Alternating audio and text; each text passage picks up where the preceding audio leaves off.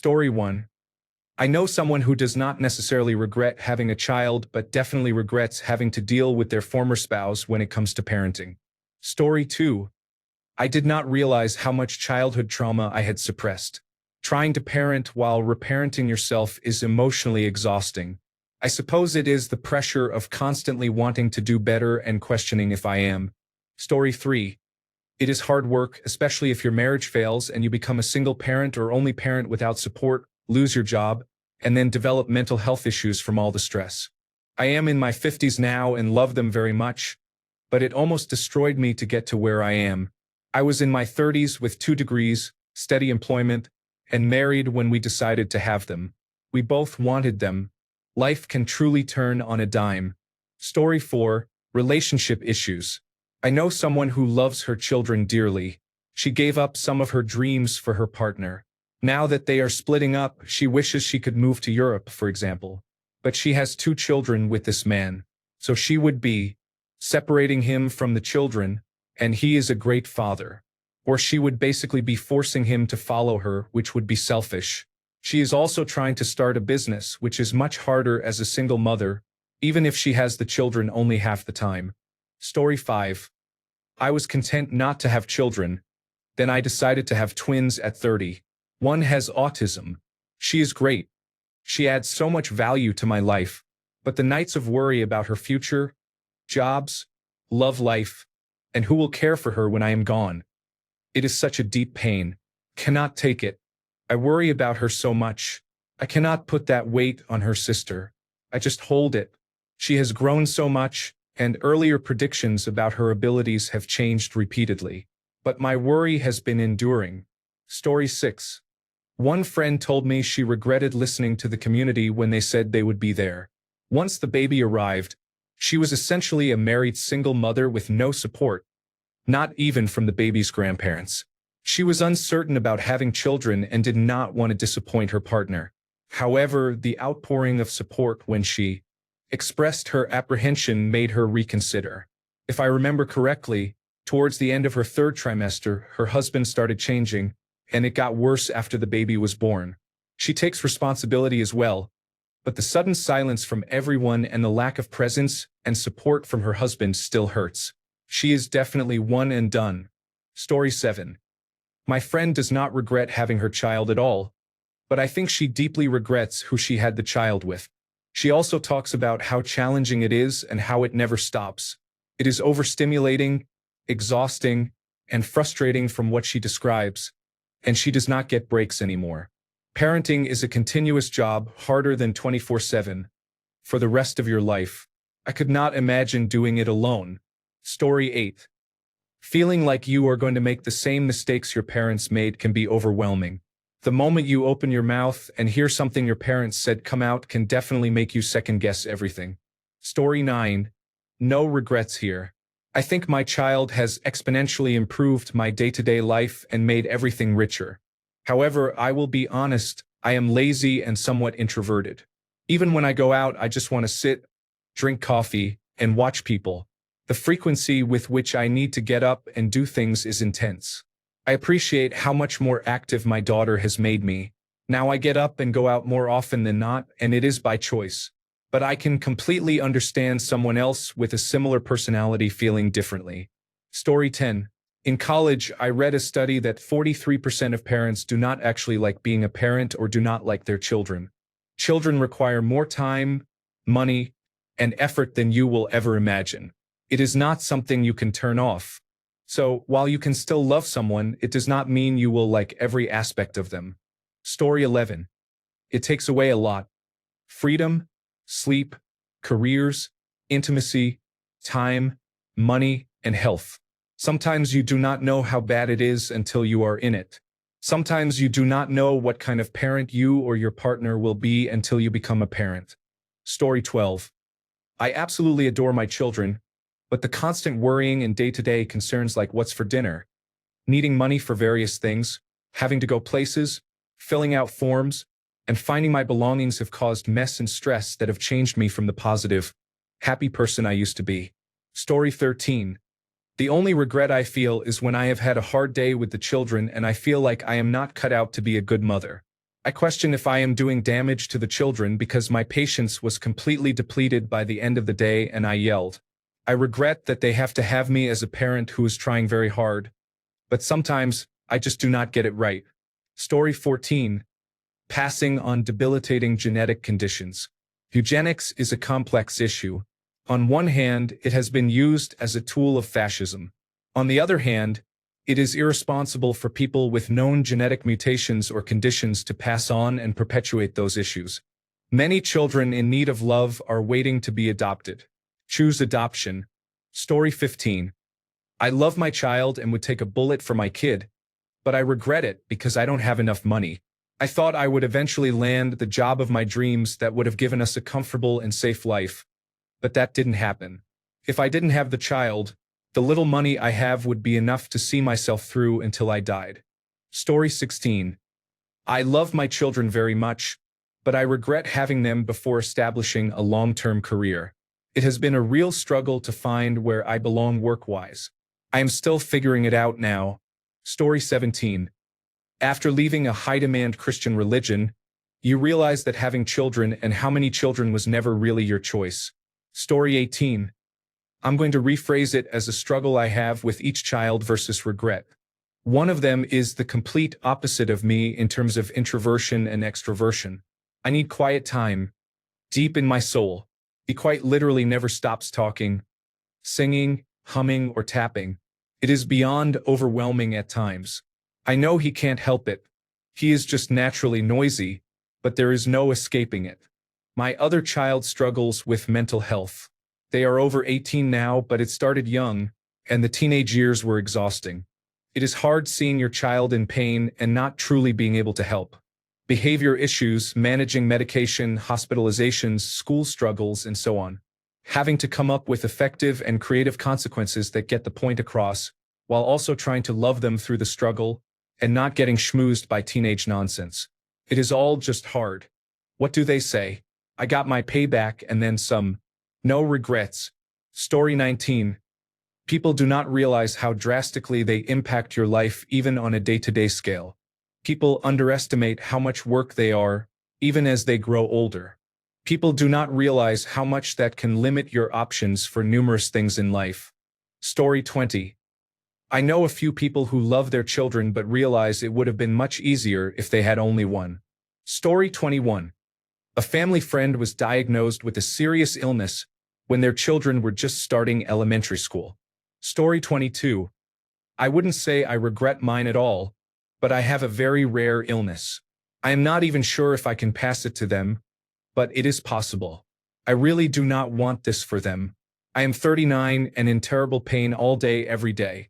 The thought of one of them suffering breaks my heart. I probably would not have had children had I known. My youngest is showing signs of chronic pain at 17. I am hoping it is not my disease, and we are seeing doctors for the issues he has. My family has some unusual health issues in general, but I had already had my children by the time I knew anything. Story 23. My mother had me at 21, which was planned, and she has told me more than once that she wishes she had waited and experienced life more. Story 24. Constantly wondering if you did enough while being a kid and raising a kid. 10 out of 10 do not recommend having children in your 20s. Story 25. I love my children so much. People say they would die for their children, but what is more difficult is living for them and feeling like nothing will ever be enough, that you are failing them and have been failing them in one way or another from the moment you conceived them. I have two special needs children. One is mildly autistic. The other is nonverbal with a fatal condition. I have saved him many times, spending months in the hospital fighting for his life when I know he is destined to die anyway. Meanwhile, I feel like my daughter is slipping through the cracks, and I will forever feel like I could have done better for her. She is addicted to screen time, and I feel like I am beyond breaking the habit. Now my own health is starting to fail. No doubt the years of intense stress have taken their toll. In addition, I have been out of the workforce for 10 years. My husband has been abusive to me and has trouble with honesty. But I can't leave because I have to prioritize keeping my children alive, insured, and stable. Sometimes I want to die, and it is very much because I am stuck here in this hell. It is painful to admit, but it would not be the case if I never had children. Story 26. My children have hurt me on numerous occasions, both intentionally and unintentionally. They are children, so they do not understand the amount of love and connection being poured into them. This is why it hurts even more when they are unkind. My children have made me sob, especially as they have gotten older. Hell hath no fury like a teenage girl who thinks you do not like her boyfriend. I love all of our children, but sometimes I wonder if they realize that we did not have to become parents. We chose to be parents, love them, and be kind. Story 27. The only regret I have is guilt over having him deal with the future of the environmental disaster that is our planet and whatever political challenges await. Story 28. I don't regret having children. What makes you wonder about life otherwise is the financial impact. Raising children is very expensive. Story 29. I know the regret I discovered one of my parents had was not really wanting children and then having a child, thinking it would keep people around. They ended up alone and raising a child they never wanted to begin with. It sounds very miserable in my opinion. Story 30. I recently realized that if I did not have children to spend time with and be a father to, I could retire and live well in Thailand at 47. Story 31. Thinking a baby will save the relationship is often proven wrong. A child will never save a failing relationship. It will only highlight the problems faster and more clearly. Reasons people have children include religion, carrying on the family line, pressure from others to meet the status quo, such as you'll love being a parent, you don't know until you try, it's so rewarding, and having someone to take care of you when you are older. The idea that more hands make lighter work is also a common belief. A child should never be born with a job, whether when they are young or when they are adults. Story 32. Sometimes parents realize they are not the best parents for their children and regret having them before they were better prepared for parenthood. It is heartbreaking to realize you are letting your children down in some way. Much of parenting is on-the-job training, so some things will probably go wrong occasionally, even with the best intentions. Parents are not perfect, but they can show their children how to handle difficult times and get back on their feet when life knocks them down. This is an important lesson for everyone. Story 33. I have suffered from undiagnosed attention deficit hyperactivity disorder my whole life until I was diagnosed at the age of 36. I had my first child when I was 26 and the second when I was 31. That is when it all became quite difficult. I am constantly overstimulated. I am never allowed to just exist, and I am drowning in parenting chores that I cannot avoid. I love my children, but it is hard. Story 34. I was diagnosed with cancer. I regret putting my son through that, trying to parent on days when I was too exhausted to get up, giving my important job the best of me, and essentially spending 5 years of parenting time on the couch, directing him to do chores that I was too fatigued to do myself. Even though I am currently showing no evidence of disease, it is metastatic breast cancer, so it will return. Story 35. My only regret is that one of them begged us to get a dog and said she would walk the dog every day, feed her, and take care of her. Now we have to nag her to take the dog on a walk once a day, and we have to cover for her. I love the dog too, but there was a broken promise here. That's about it. Story 36. No regrets, but one regret.